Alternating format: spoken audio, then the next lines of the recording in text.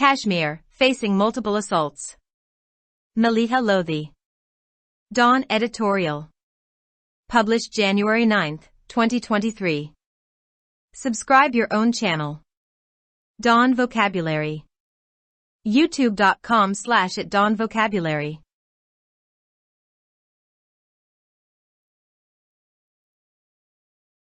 Just about every aspect of life for Muslims in occupied Jammu and Kashmir is under assault by India's ruling BJP. The year 2022 saw Indian actions aimed at disempowering its Muslim population by reshaping Kashmir's demographic landscape and measures to systematically erode Kashmiri culture, language, and religious identity. Properties were confiscated and new land laws were introduced that would seize land from locals and give it to outsiders. The media has been muzzled, and journalists jailed and prevented from traveling overseas. Human rights abuses, including extrajudicial killings and torture, continue with impunity while the entire leadership of the All-Parties Hurriyat Conference, APHC, remains in detention. More paramilitary forces were inducted into the world's most militarized region. A more egregious example of repression such as that in Kashmir can hardly be found anywhere in the world. Yet this grim situation is met by silence from countries that claim to be standard-bearers of human rights. Meanwhile, Pakistan's international campaign to expose this is fitful at best, preoccupied as it is with multiple crises at home. Islamabad's Kashmir diplomacy is now limited to just sending letters to the UN. Although the occupied territory has seen violent oppression for over 7 decades, Delhi's unilateral action on August 5, 2019, opened a more brutal chapter in Kashmir's tortured history. The Indian government illegally annexed the state of Jammu and Kashmir, bifurcated it, and integrated it into the Indian Union. This was in blatant violation of UN Security Council resolutions. There are 11 resolutions on Kashmir. Specifically, it was a contravention of UNSC Resolution 38, whose Para 2 clearly states that neither party to the dispute can bring about a material change in the situation in Kashmir. A prolonged lockdown and communication blackout was imposed, the military siege tightened, public assembly was banned, the press silenced, and Kashmiri leaders, including pro-Delhi politicians, jailed to prevent a popular upsurge against the move that robbed the Kashmiri people of virtually all their rights. Since then, the BJP government has taken a number of steps, administrative, demographic, and electoral, to disempower and disenfranchise Kashmiris and change the Muslim identity of Kashmir. Several actions mimic Israeli settler policies in occupied Palestine. In May 2022, India's Delimitation Commission announced a plan to carve out new electoral constituencies, aimed at giving Jammu greater representation to reduce the political weight of Muslims in the J&K Assembly and shift the balance to Hindus.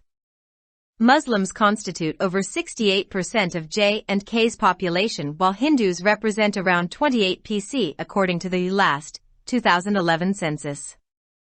The BJP government wants through the delimitation plan to turn the Muslim majority into a minority.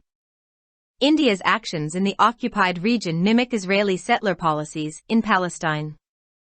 Demographic changes have also been set in train by new domicile rules introduced by Delhi. Over 3.4 million so-called domicile certificates have been issued to non-Kashmiri outsiders, who became eligible after abrogation of Articles 370 and 35A of the Indian Constitution in 2019. In July 2022, the chief election officer in the occupied valley announced granting voting rights to any Indian citizen, even temporary residents, in a brazen effort to change the region's demography. This would add almost 2.5 million additional voters, including non-locals, to the electoral rolls. It represents an increase of 30% voters to the electorate. Like the delimitation plan, this announcement provoked anger and resentment in Kashmir. APHC leaders denounced it, and as did traditionally pro-India former chief ministers and politicians. Farooq Abdullah's National Conference said the inclusion of non-locals was a clear-cut ploy to disenfranchise the people of J&K. None of this has deterred the Modi government from pressing ahead. nor have its actions been limited to electoral gerrymandering. Last year, BJP authorities seized the J&K Waqf Board and thus all its properties across the region. This marked a drive to take control of all prominent places of religious significance for Muslims in the occupied territory, including shrines. Religious leaders and Islamic scholars were arrested and prayers have been barred in many mosques across Kashmir. In the guise of cracking down on Jamaat-e-Islami, banned in 2019, the authorities have more recently seized properties worth millions of rupees.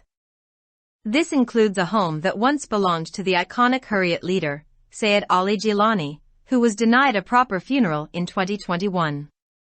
BJP's attack on Kashmiri culture has also involved eroding the status of Urdu.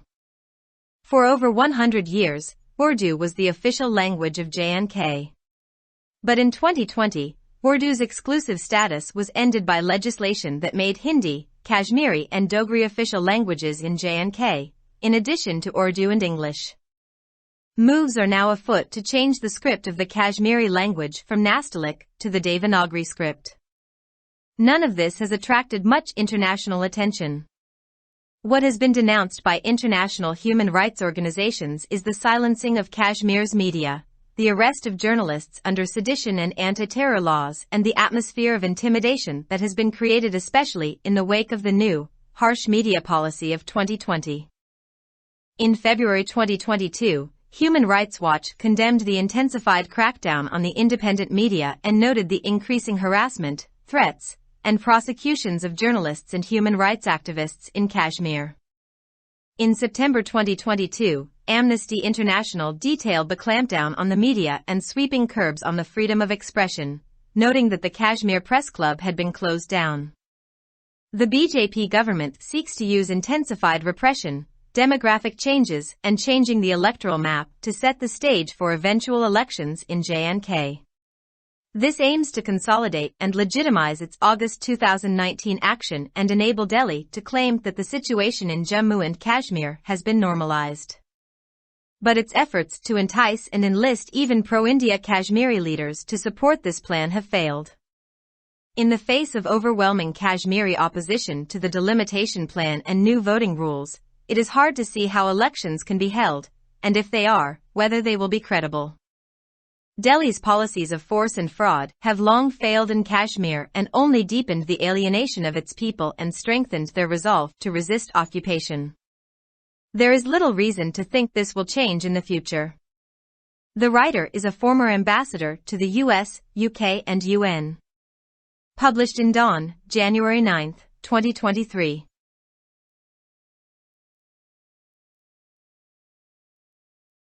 For more videos, subscribe our channel. Dawn Vocabulary. YouTube.com/@dawnvocabulary. Like, subscribe, share and comments.